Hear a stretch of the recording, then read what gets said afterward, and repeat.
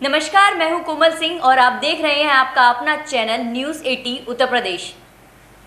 आम आदमी पार्टी जिला अध्यक्ष के नेतृत्व में सेंट जॉन्स चौराहे पर किया धरना प्रदर्शन। मांग करी धरती पर भगवान का दूसरा रूप का इतना भयानक चेहरा सबके सामने आया। श्री पारस हॉस्पिटल के डॉक्टर अरिंजय जैन के खिलाफ 302 के मुकदमे की मांग, जिसने अपनी डॉक्टरी की सनक में 22 लोगों की जीवन लीला समाप्त कर दी। ऐसे डॉक्टर के खिलाफ सख्त से सख्त कार्रवाई की मांग करते हुए आम आदमी पार्टी के कार्यकर्ता कपिल वाजपेयी ने आगरा प्रशासन और चिकित्सा प्रशासन पर मिली भगत का आरोप लगाया। मैं कपिल वाजपेयी, यही परिचय है आज।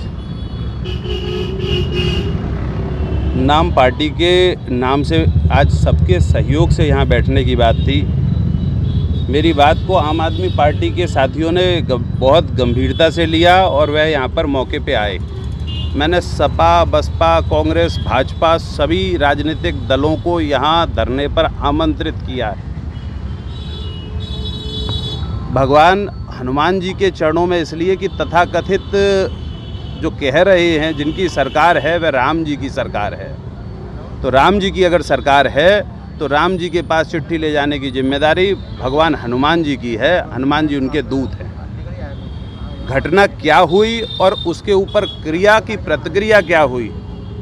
मैंने किसी की हत्या कर दी और हत्या के बाद 151 में मुकदमा लिख दिया जाए तो ये कतई तर्कसंगत नहीं होगा।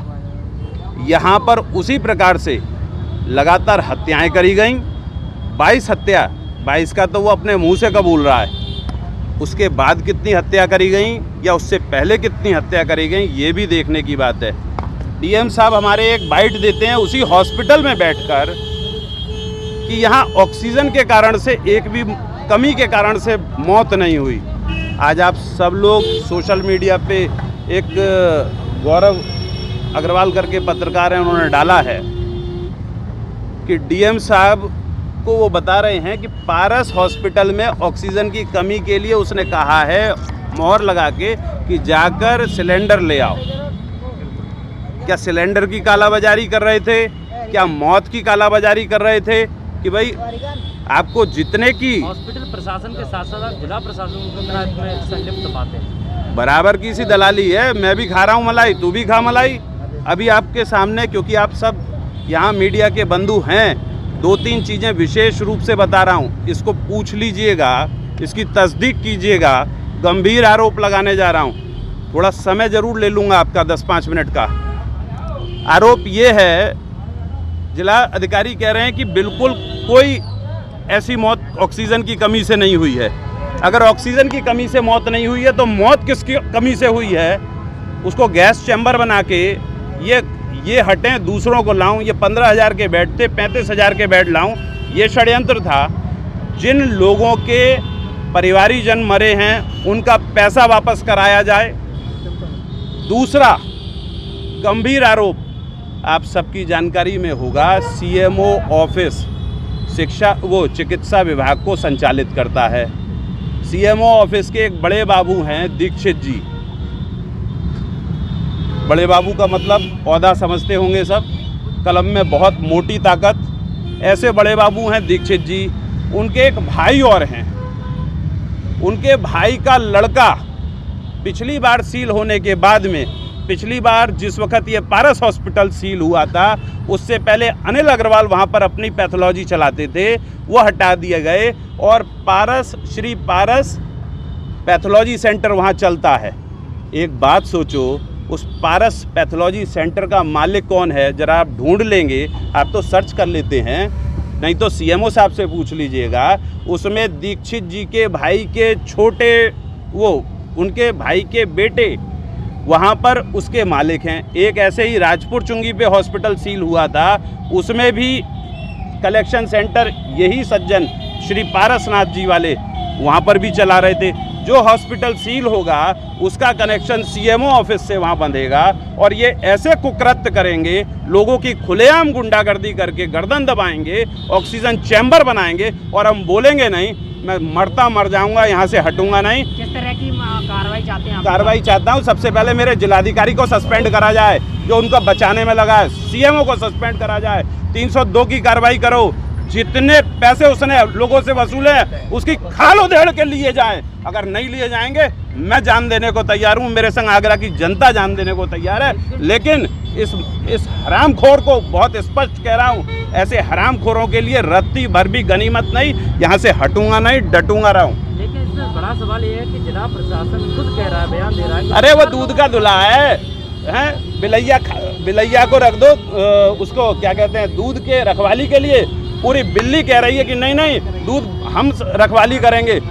पूरा दूध का धुला प्रशासन, अगर इतनी मौत नहीं होती, रेमडेसिविर आप लोगों को सबको मालूम है, पूछे आओ जिनके लगा है उनसे पूछ लो कि 2000 में मिला था कि 50,000 में खरीदा था। अगर ये डीएम की जिम्मेदारी है, एसएसपी की जिम्मेदारी है, ये पूरे प्रशासन की जिम्मेदारी है, इनको ये लगता है कि आंदोलन को ख़त्म कर देंगे, यहाँ बैठ के मर जाऊँगा, जेल चला जाऊँगा, लेकिन इन नालायकों के सामने झुकूंगा नहीं। 302 का मुकदमा लिखा जाएगा, इसकी खाल उधेड़ के पैसा वसूला जाएगा और वो जिनके लोग मरे हैं उन्हें वापस करा जाएगा। और आप सबसे भी निवेदन है, पत्रकार मित्र हो, पूरी ईमानदारी के संग आपके साथी भी, पिछले दिनों हमारे साथी ब्रजेंद्र पटेल जी कोविड से उनकी डेथ हो गई। आपसे विनती कर रहा हूँ, ईमानदारी के संग ताकत के साथ इन सारी चीज़ों को रिलीज़ कीजिएगा, तभी ये आवाज़ ऊपर तक जाएगी। जय। ये धरना बिल्कुल न्याय संगत किया जा रहा है कि आप समझो कि पारस हॉस्पिटल ने 22 लोगों की तो जान ले ली और कबूल भी कर लिया। प्रशासन कह रहा है कि नहीं 4 लोग, कभी कहते हैं एक आदमी।